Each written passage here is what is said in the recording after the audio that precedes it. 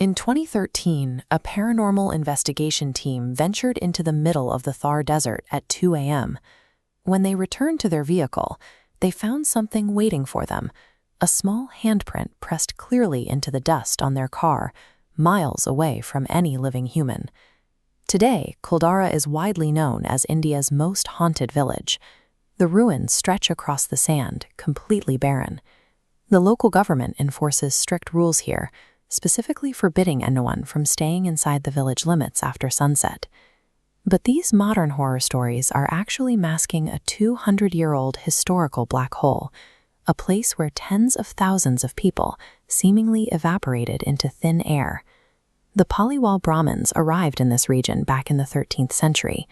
Despite the incredibly harsh desert conditions, they quickly established a thriving network of 84 connected villages, with Kuldhara acting as the crown jewel. According to local folklore, their downfall came at the hands of Salam Singh. He was the prime minister of the princely state of Jaisalmer, a notoriously cruel man who demanded to marry the daughter of Kuldhara's village chief. He delivered a brutal ultimatum: hand her over or he would massacre the entire village. Faced with this impossible choice, the legend claims that on the night of July 29, 1825, 80,000 residents packed their belongings and abandoned their homes simultaneously, leaving behind a dark curse. Did a massive, thriving civilization coordinate a flawless, completely silent exodus under the cover of darkness? Or is this theatrical myth hiding a much more grounded reality? For years, researchers searched for physical evidence to explain the sudden abandonment. A scientific study in 2017 suggested that a massive earthquake destroyed the village, burying the residents under heavy, collapsing stone blocks. However, the geological timelines fail to line up. Major seismic events hit the Jaisalmer region in 1819 and 1905, but the Earth was completely quiet around the supposed 1825 migration. The ultimate proof against the earthquake theory sits right in the architecture. If a violent seismic shift had struck Kuldhara, we would see severe cracks and wide gaps in the masonry. Instead, these remaining walls still maintain perfect alignment. To understand what actually happened to these people, we have to look at the source of their immense wealth. This cross-section diagram shows a revolutionary engineering technique called the Kadeen water harvesting system. The Paliwals figured out how to funnel rainwater down the slopes, allowing it to seep deep into the sand to create a hidden layer of dark, fertile soil. But this brilliant engineering relied entirely on the Kaha River to recharge the groundwater.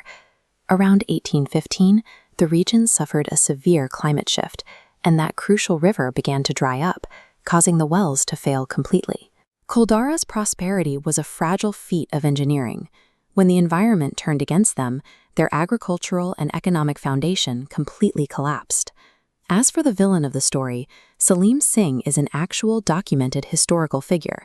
A British colonial officer named James Todd recorded Singh's actions in an official 1829 ledger. Singh's real crime was political and economic exploitation.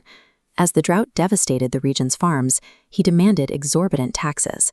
To guarantee he got paid, he systematically took the families of Paliwal bankers hostage.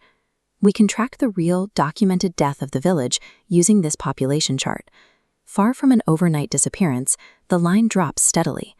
Kuldhara peaked at nearly 1,600 residents, but by 1815, a full decade before the myth claims everyone vanished, the population had already plummeted by half.